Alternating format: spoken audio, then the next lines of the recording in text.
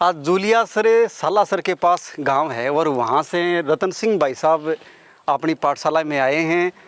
इन झुग्गी झोंपड़ियों में रहने वाले घुमंतू परिवारों के बच्चों के लिए जो ये आप देख रहे हैं कि अपनी पाठशाला है, इसका निर्माण हो रहा है।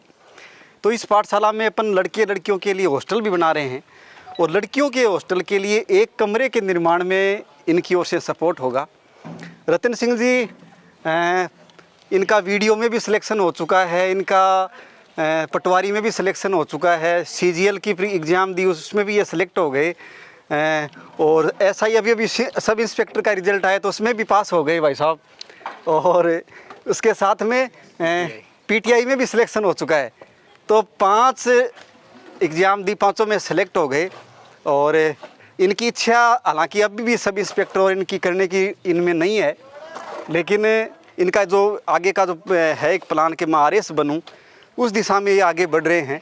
तो सबसे पहले तो रतन सिंह जी, आपका बहुत बहुत स्वागत है कि आप इतनी दूर से चल कर के आए। और भाई साहब जो भवानी सिंह जी जो दुबई में ट्रक ड्राइवरी करते हैं और उनकी प्रेरणा से, उनके मार्गदर्शन से वो लगातार वीडियो अपनी पाठशाला की, इन बच्चों के पढ़ते की, इनके खाना खाते की अपन जब रोज़ अपलोड करते हैं, फेसबुक हैं, यूट्यूब हैं, तो उसके माध्यम से वो देखते रहते हैं और वहाँ से उनके मन में ये एक प्रेरणा आई कि अपन सामान्य घरों से ज़रूर हैं, हम दूर देश में जा कर के ड्राइवरी ज़रूर करते हैं, लेकिन इन बच्चों के लिए भी अपन ज़्यादा नहीं तो कम से कम एक कमरे में निर्माण में अपना सपोर्ट वो कर सकते हैं। तो इसको ही उनको मन में एक ललक जगी है कि उनमें एक जिज्ञासा हुई और उन्होंने भाई रतन सिंह जी छोटे भाई हैं भवानी सिंह जी के, तो इनको बोला कि आप जाओ वहाँ देखो। और ये जो बेटियाँ जो पैसा लिए खड़ी हैं, ये 2.5 लाख रुपए एक कमरे के जो हॉस्टल में जो खर्च आएगा तो वो लेकर के यहाँ पर पहुँचे हैं।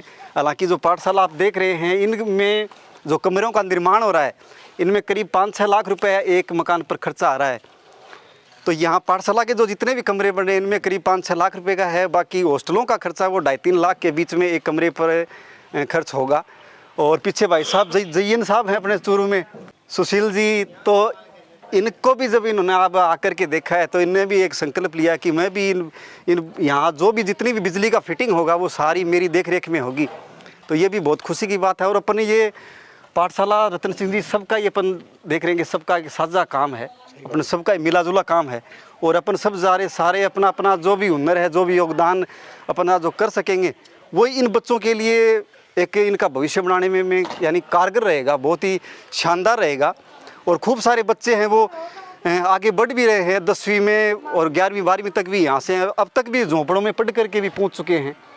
और जब इस पाठशाला का निर्माण हो जाएगा, यहाँ ये जो बच्चियाँ उन झोंपड़ियों से बाहर निकल करके यहीं रहेंगी, यहीं खाना खाएंगी, यहीं पढ़ेंगी, यहीं खेलेंगी, तो इनको आगे बढ़ने के लिए और ज़्यादा सुगमता रहेगी और ज़्यादा ये अच्छे रहेंगे। सही बात है। तो ये इसके लिए ये सारा अपनी पाठशाला अपन सब भाई बंधु मिलजुल करके लगे हुए हैं कि इसका अच्छा सा निर्माण हो और खूब सारी सुविधाओं के साथ ये बच्चे जो अपने बच्चों के लिए जो सुविधा चाहते हैं स्कूलों में, वो सुविधा इन बच्चों को भी मिले।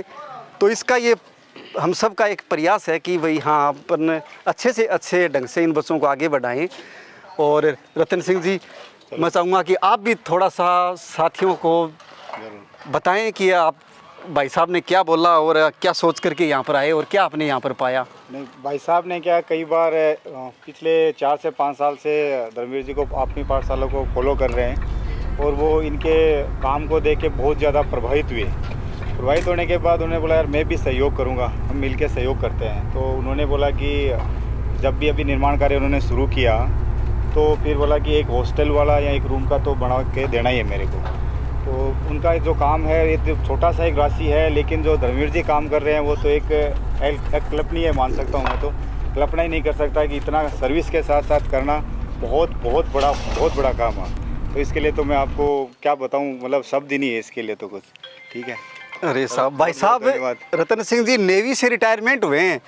हालांकि अपन ये मान सकते हैं कि भाई नेवी में एयरफोर्स है और ये अपने जो आर्मी है इनका एक अलग कोटा है, तो उस कोटे से वो एग्ज़ाम आपको फाइट करने में सुविधा हुई होगी, आमतौर पर यही समझा जाता है।